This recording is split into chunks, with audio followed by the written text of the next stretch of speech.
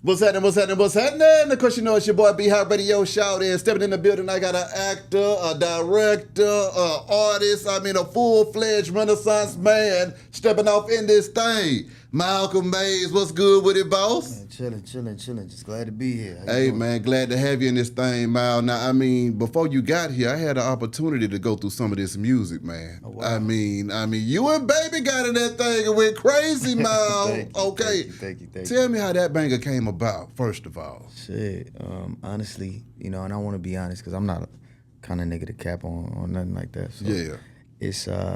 it was through people that we know on a outside of music kind of like, I know personal friend of mine, personal friend of his, they linked up. Yeah. Some real shit. And then, the opportunity presented itself with a song produced by my boy Done Deal. Okay, then. And his apprentice, Sir Poseidon, or his collaborator, they produced it. But at the time when we was cooking it up, I was just doing it. I just went there talking. I was here in Atlanta. I actually recorded a lot of the music here in Atlanta. Okay, then. Because I was locked in with Dunn so much. Yeah. And we came up with the song, and we was both like vibing with it, and we went, who we hard on this? And it's like, little baby's like, can we get him? And I went through, my peoples knew his peoples, and yeah. And I don't mean business, like just like regular, Exactly. regular people not in the industry, and we politicked, and he gave me a fair situation. We went in there, we came in, did his shit, and it was he felt it. He asked me a few questions. We kind of vibed out. He gave me said, I really respect your work. I really respect his. It was just like two people who really respect each other's business, exactly, and what they create. But the topic ended up being something that I think we both could relate to. So it was easy. It was like, and I easily believe I have easily the best verse from him in the past decade. Period. It's not even a question. Yeah. I feel like I probably got one of his best verses like ever. Well, no, when I sat back listening to that song, first of all, it shocked the hell out of me. I didn't know you was going to be bringing it like that, okay, man? Yeah. Second of all, I was thinking to myself, okay, you got Baby in this thing and you got the visual. So I said, okay, this is a hit. But then break down Street Journal Volume 1, the whole project, though, man. How we coming with this thing, sir? Yeah, that's just me, man. Me talking from my heart. Me talking from past experiences. People know my work in film and television, but they don't really know, like, who I am. Or at least how I came to be. Yeah. Because, I'm in a different space now. So Street Journal Volume 1 is really like me talking about past experiences and how they affected me as a human being. And like journal entries, I mean, speaking of journal entries, Future's Prayer. Oh, that's a journal entry in itself. That's crazy. That's from Red Flags. That's my first little EP I put out to try to just like, just exercise, see how this thing works. Like, talk to me about that though, man, because I mean, basically you coming from that conscience. I mean, that's a regular man's conscience right there in that song. That's how everybody's feeling. What was it that made you go in that studio and say, you know what, I'm gonna call this thing Future's Prayer and I'm gonna give these folks hell? That's funny. Future's Prayer came about because I was like, at the time I think Summer Walker had a song come out. No, not Summer. Was it Summer Walker? She had Sierra's Prayer. Yeah. And I just kind of thought to myself like, well, what's crazy is Future, when he did this interview back when he was promoting, I think it was DS2, 30 Sprite 2, and he was kind of like saying how he was admiring Sierra. Like, it was funny because it was right after everybody was tripping on him. Yeah, he was talking about he this, he that, and she was taking pictures with your boy and all that. And I don't know their personal business, but I know he hadn't spoke on the situation yet until DS2. Okay. And he did it, I don't even remember the interview, but I just remember him being very, like, they were trying to ask him, like, questions that were, like, disparaging to her character. And he kind of said some shit like, I don't know about waiting before marriage. We didn't do that. But he said, what we did do was we used to pray before sex, and after sex or something like that. Yeah. And he said it with like kind of love in his heart. So I figured, like, what was that prayer like? And then what was that prayer like after she left? Because, like, what is that? What about when the world kind of vilifies you? Because we always just assume the female's in the right, which most of the time that's how it go. But what about when you just like, what are your real thoughts when you did right by a female, Exactly. And just what was future from his perspective, or from a person who's in that type of situation. So I just kind of like exercised that creatively, and it came out to kind of represent some of the situations I've been in, the men I know been in. Come on now. Where like, hey, look, what happens when you really love somebody and really gave it your all and it just didn't work?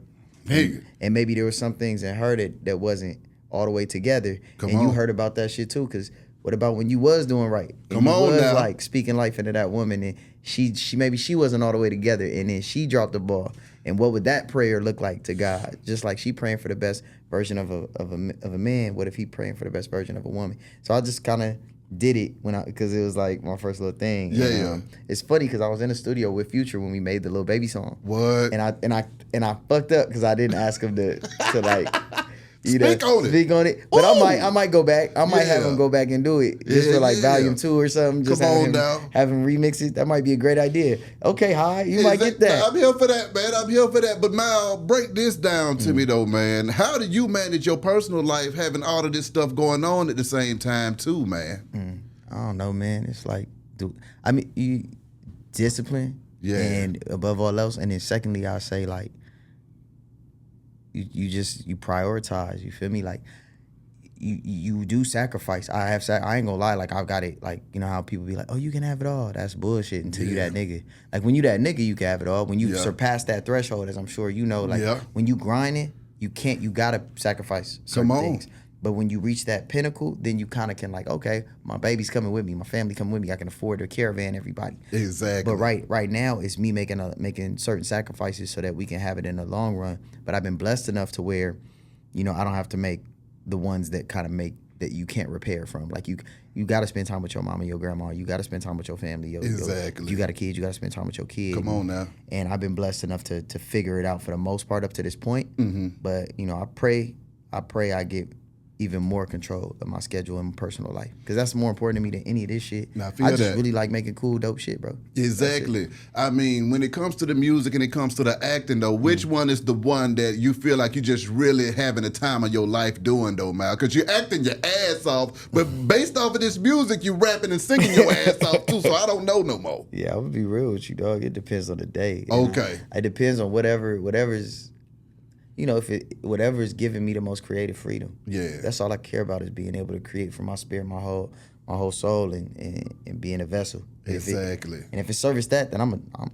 locked in. Come on now. Yeah. I was watching an interview on you a while back, and you were saying that your uncle was Tukey, but then you were growing up in the blood neighborhood, and you was trying to make it do what it was supposed to do. Yeah. How the hell was it coming up in L.A. in the middle of all of that stuff going on with your uncle being Tukey and in the middle of a rival neighborhood, man? Well, I'll start by saying people started asking me that. I never volunteered that information. So people started, if you go back to the interviews, people asked me certain questions. And maybe there's sometimes I said my uncle was a part of something, but I really wasn't big on like putting him in his situations and my mama's situations and my grandma's situations and my family, my uncles, they situations at the forefront of what I did, because I never wanted it to first of all, it was dangerous. Second of all, I didn't want it to affect the work, because I'm an art kid at the end of the day. That just so happened to be where I'm from and what I grew up in. But if you ask me how it was, it's like anything else, bro. Like, you know, I'll say it like this. I don't like speaking on gang shit, to be honest. My goal is, that's what we came from, but he was a laureate. He was a Nobel Peace Prize laureate. He was nominated multiple times for Nobel Peace Prize for gang activism, anti-gang activism. And I can only pray that despite what would have happened and what happened to me, you know, T. Rogers, my godfather, also was an anti-gang activist. They at once were enemies and were once at odds, but I'm in a place in my life, which, you know, people are just learning things about me now, but I'm in a place in my life now where I'm on that.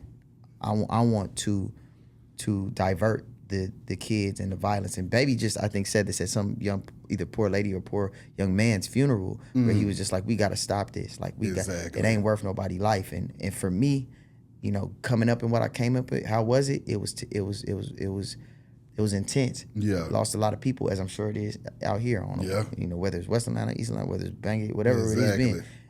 And it's made me value life, and it's made me want to push kids away and young people away from those type of unions if I can, if it's violence. Because at the end of the day, I don't know what gang culture is. I never grew up in gang culture. I grew up with family. Exactly. And me and my family and family members had sometimes enter conflicts with other people. Come on. That's it. It's not no gang shit. It just happened to be labeled by white people as that.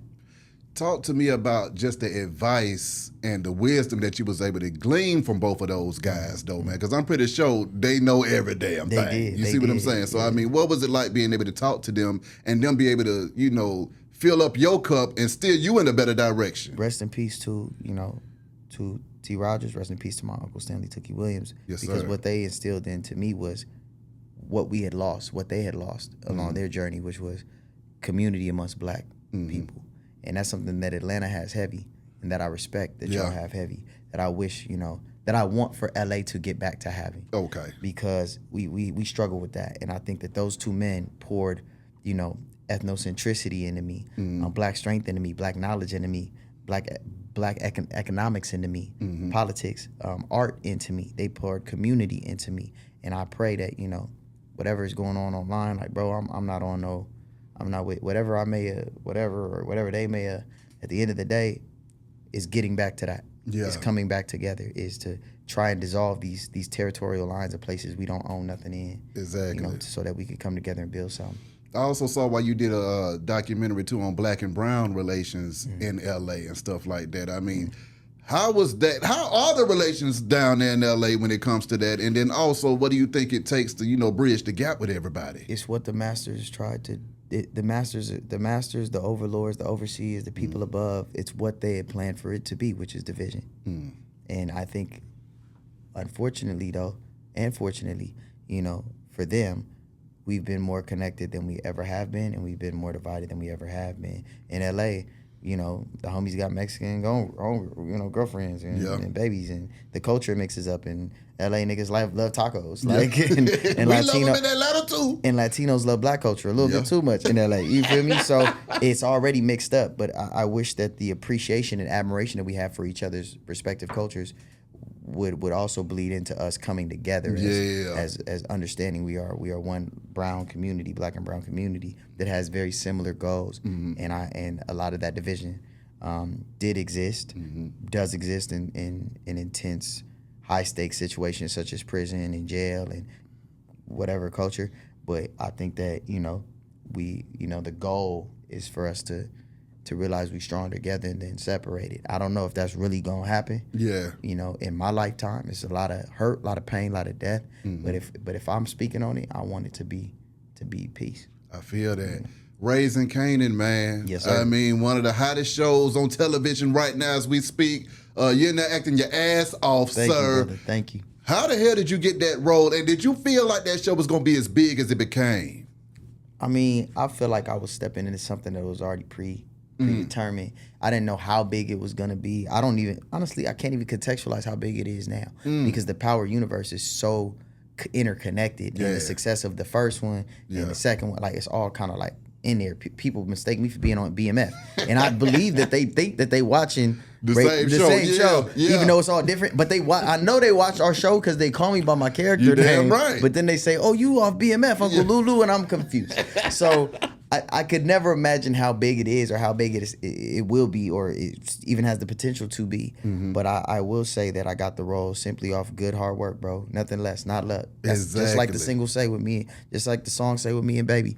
This was not luck. I just stepped in, I did my shit, and that time around, Sasha Penn and Rob Hardy and whoever else from Stars was present at the time said, we don't got to look no more. He him.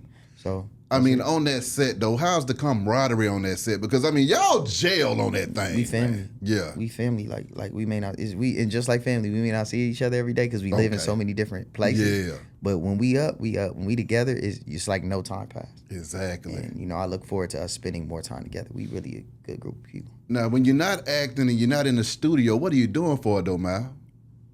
What am I doing with? Just regular, just kicking it. Shit, I'm with Granny, bro. I'm with G-Moms. I'm with Mama. I'm with the family. I'm with the kids. Yeah. I don't have kids, but I'm with the people the family. I'm with my family. I'm with my son. I'm with my mama. I'm with my grandma. I'm with my friends. They kids. Like I'm with my peoples.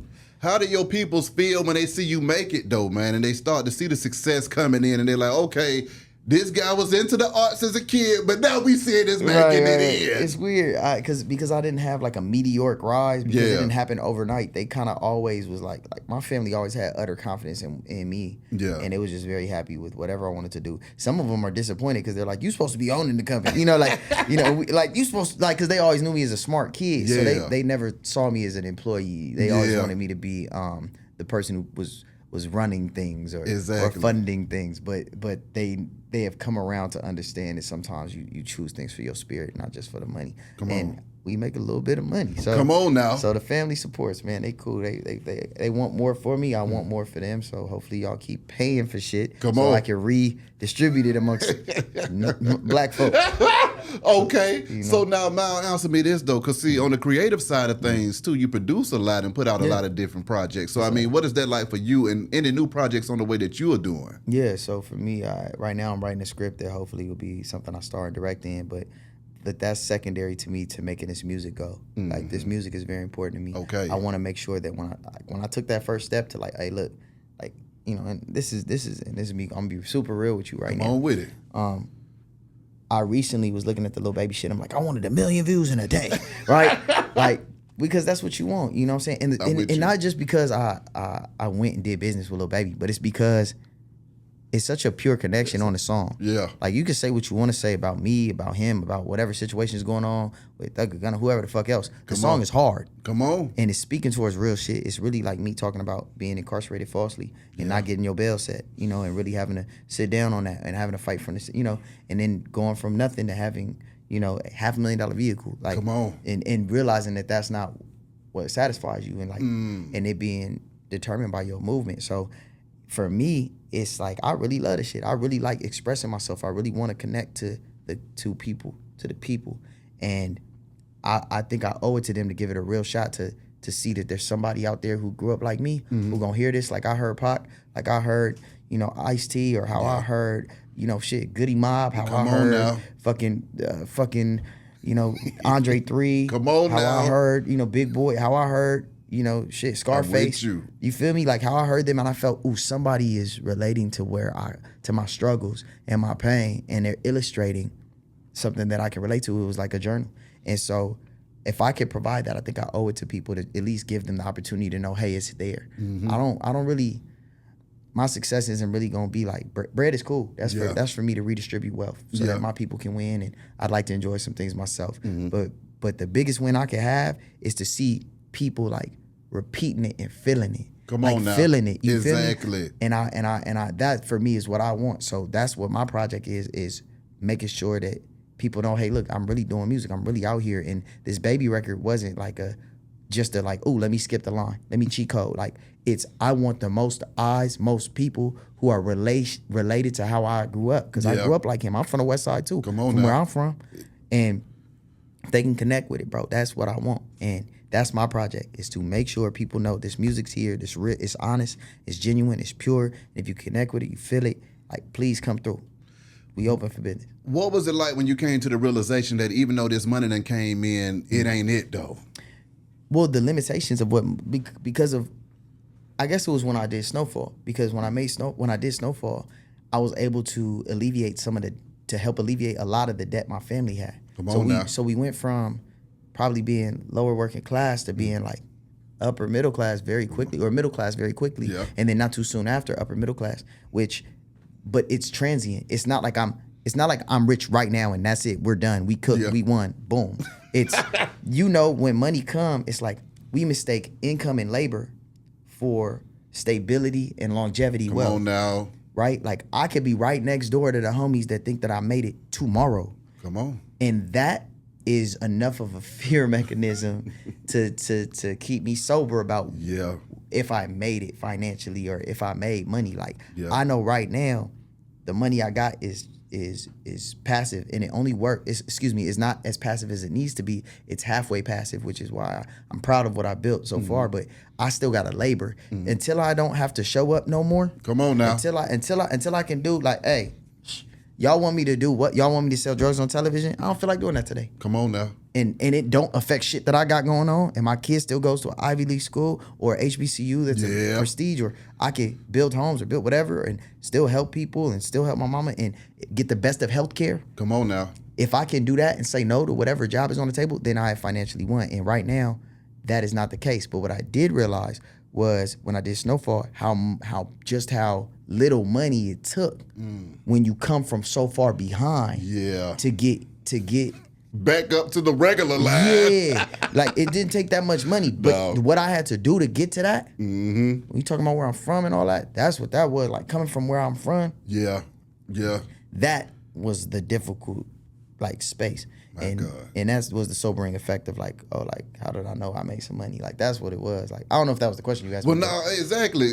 After you make the money, then you realize that, it ain't the end all be all. A lot of us do it to make the money. Then you get the money. You're like, wait a minute, this don't make me happy, man. What the hell? What happens too. This motherfucker? That happens too. And that's why I say in Not Luck with Lil Baby, I say, pray in the rave, the ceiling is stardust. Because you start... Stardust represents like space, like up, like where, when people die, they go up to heaven. Like every single star is like, to me, a person that I lost. That's how many people I lost, is how many specks on the top of that roof. And I pray to God and pray to my ancestors, pray to the homies I lost. Like, thank you for this blessing of being able to go from where we went through, from being incarcerated and as a juvenile to being in this thing, like, comfortable.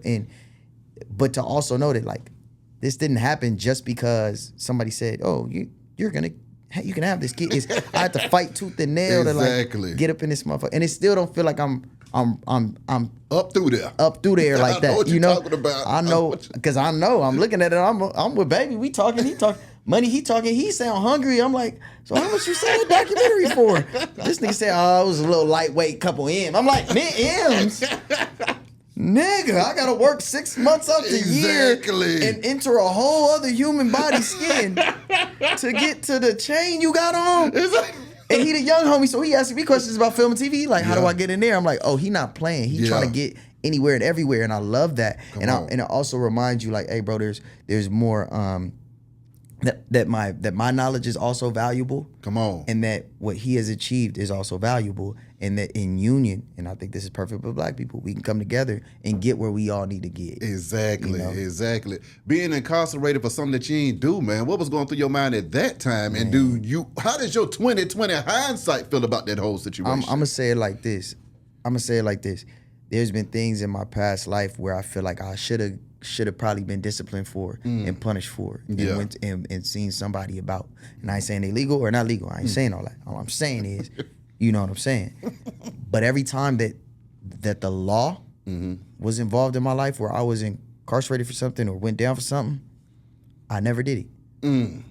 So that showed me immediately that the system is ineffective. My God. You know what I'm saying? Like, it's not the end all be all for justice. Yeah. So for me, that's where that pain come from with that first line when I say, like, deny the bail, I said, fuck your honor. Because how is there honor in throwing the book at a child? Come on, how is there honor in throwing the book at somebody who you aren't 100% that they did it? Ain't no honor in that. Yeah. And then denying them the right to a fair trial, the presumption of innocence, the things that are supposed to be guaranteed to us as rights, as inalienable human rights that are not afforded to people who are of color often, or people who are lower class often. Come on. So that's where that come from for me, where I'm like, nigga, that shit felt like injustice, and that's why I don't play with nobody like that. Like, exactly. Like, anybody say we wrong or something, even in regular conversation, if somebody is being like mean to somebody and they didn't do nothing to them, I'm like, what's wrong with you? Exactly. Like, I'm on your bumper because that's wrong. Exactly. That's crazy. Come on, man. So now, when it comes to just a young man growing up in L.A. trying to pull off what Malcolm pulled off, what advice do you have for him? Because how were you able to steer clear from all of the different trappings of the hood and stuff like that versus I would say the next man? Don't do shit I did. Yeah. Do everything opposite, like science, technology, engineering, mathematics, all the square shit that niggas make fun of you for, not fucking all the girls, not doing the drugs, not doing all that shit, bro, is the W. I hate to say it because it's not cool and it's not sexy and it's not fly and it's probably not the best thing to say. But it's not to say that those of us who participated in it were lesser people. We just didn't have options, we didn't have knowledge, or the people who are our mentors, that's all they knew. So I'm not judging or passing sentence, more so on what I went through or what similar people may have gone through.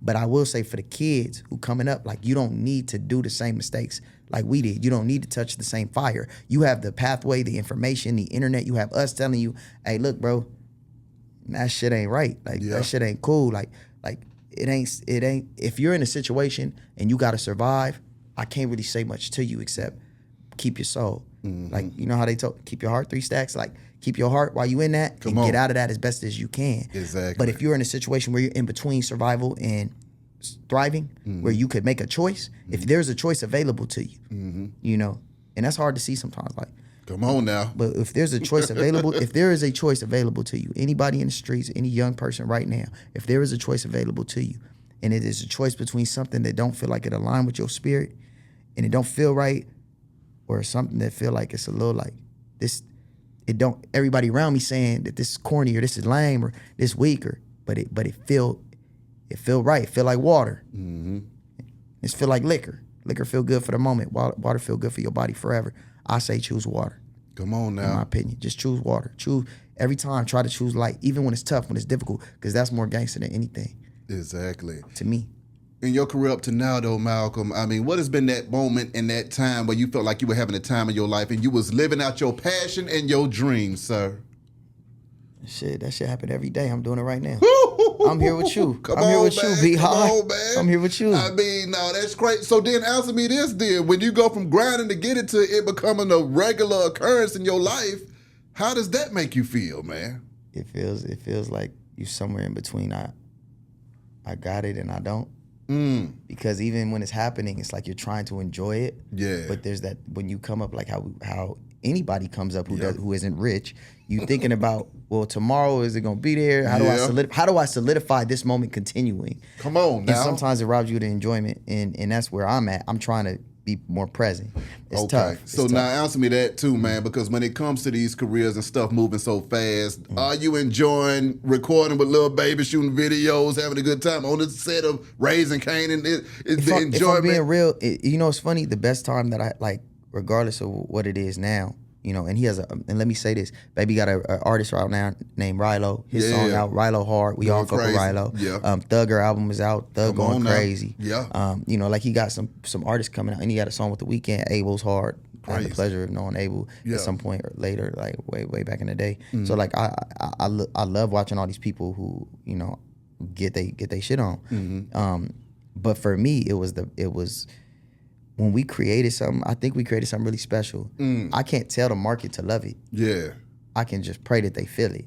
And I that was the moment where I'm like, that's where I'm like, yeah, wow, this is amazing. I'm in here with somebody who's come from very similar situations. Because he from the, if I'm not mistaken, he's from the West Side. And I'm from the Zone West. 4. Zone 4. Exactly. And I'm from the West, where I'm from in the West, and I'm from a particular part of the West Side. Yeah. You know, they don't call it what they call it for nothing. Come on now. So for us two niggas to be in here with Future and Zona Man and KB. What was that studio session like with all that talent in there, man? Break that down to me, Malcolm. Damn. We was going crazy. It was, and you know, it look, I'll just take this. When Future was sitting there like, shit kind of hard. Like you could tell he was feeling it. Like, and I'm like, damn, you know what I mean? Like that's the moment where you're like, we creating something and it's connecting. Yeah. And even said, okay, Lil Baby's I know said guy, yeah.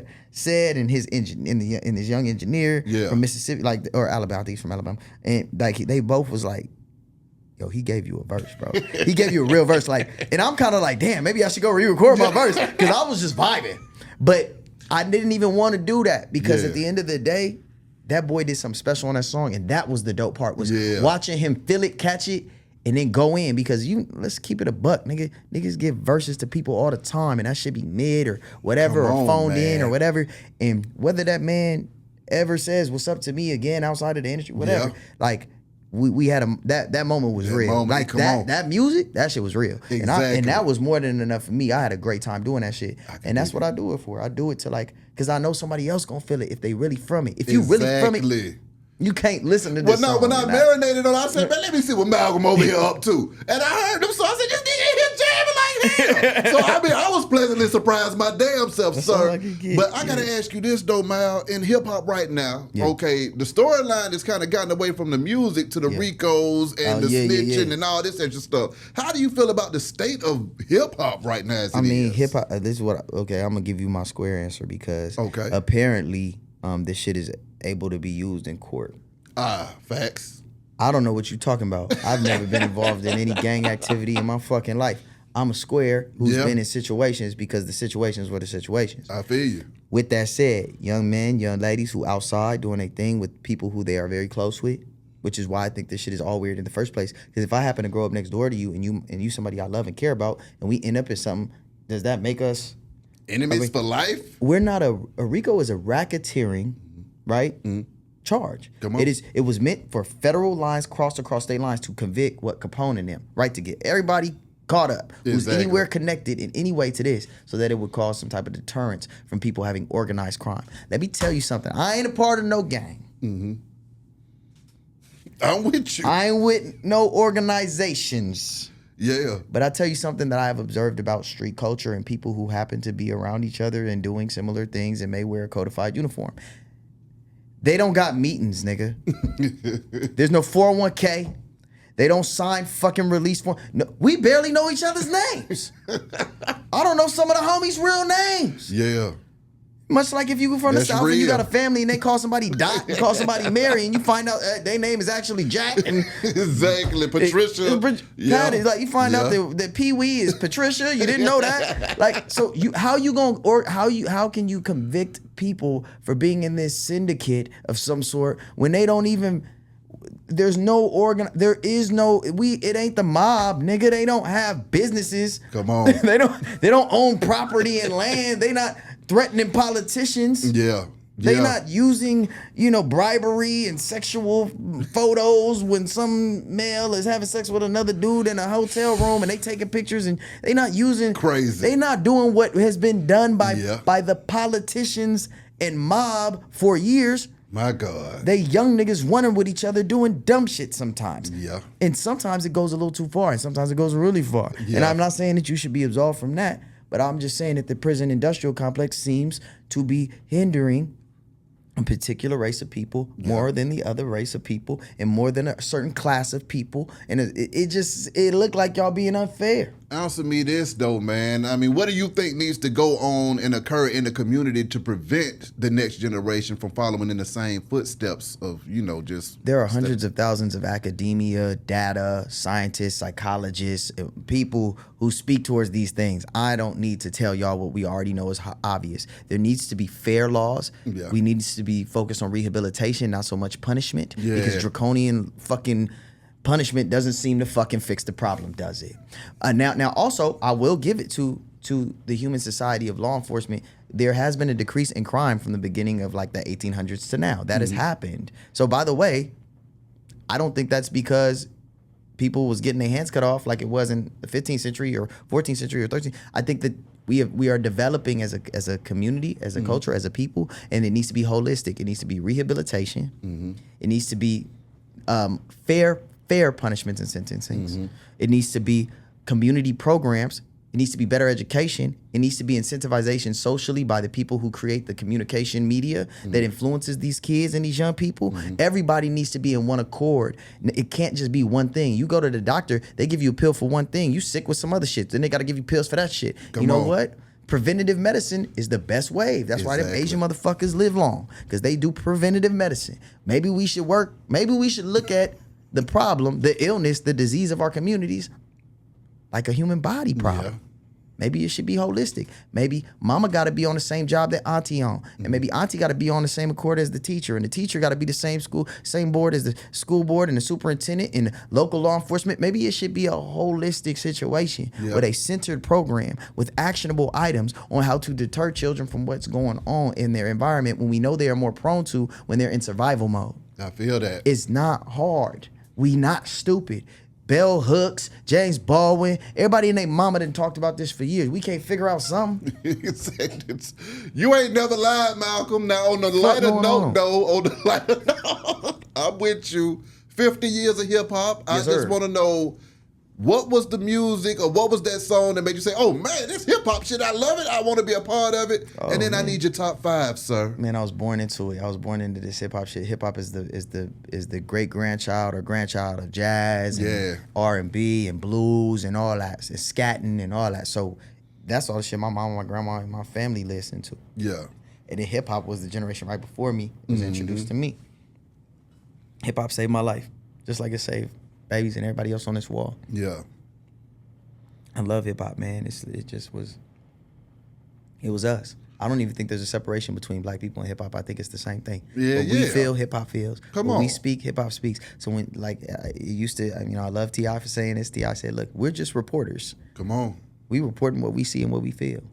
And so I love hip hop. Like, and now my top 5, that's gonna get tricky, but so I feel like this discussion gets weird. I'm probably gonna end up saying this again in the interview, but so the interview goes like this. Where they ask you your top 5 and you go, well, there's a God 5 that you're not supposed to speak about because it just fucks up the entire situation. You can't mention Biggie. You can't mention Tupac. You can't mention Rakim. You can't mention fucking Big Daddy Kane. You can't mention, like, these niggas you can't mention. That's it's just too far gone. They're God MC. You can't mention them. I like that. I like that. Use them. I like that. So you got to have a real list of, like, and my personal favorites, by the way, are different than who I believe is the best. Ooh. It's not the same. I'm an objective nigga. like, the niggas I like ain't necessarily the best rappers. But the best rappers are not always, the niggas I like. Your favorites, exactly. Right? So if I had to go for it, now my list is pretty, they're all pretty excellent. They all could be argued that they're the best rappers. Okay. So like AZ is on my list. I rock with AZ. Big L might still go in God MC, but I'll keep him. I rock Big L. Starting 5, Big L. Andre 3 for me. Can't lose with 3 racks. Gotta keep 3. My favorite, I gotta put like Quick. Yeah. I love Quick. I love Quick. I rock with Quick. Pre-white pussy Kanye. All right. Damn. They're Armenian, but fuck it. Fuck it. I'm with you on that, man. I'm with you on that. Okay, well, lastly, Mal, Street Journal Volume 1. Because, I mean, you done talked a lot of shit in this interview. Is this coming across in the music as well, sir? You got to, what you say, you heard Not Luck, right? Yeah.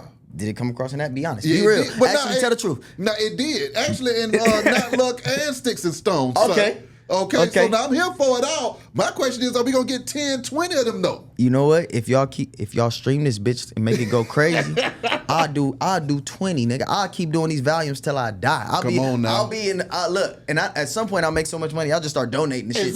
Like if y'all make, I'll make this promise right now to everybody listening to this, to you, to anybody listening, bro. If y'all keep supporting me, I'm gonna keep giving it. Yeah. The trap will remain open. I'm with you on that. If y'all keep giving it to me, I'll keep making it. I can't make it free. Like, I don't, because I got to pay you to make it. So. Exactly. Mm-hmm. How can folks contact you? And is there anything that you want your fans and supporters and family to know, man? Yeah, Street Journal Volume 1, EP, out now.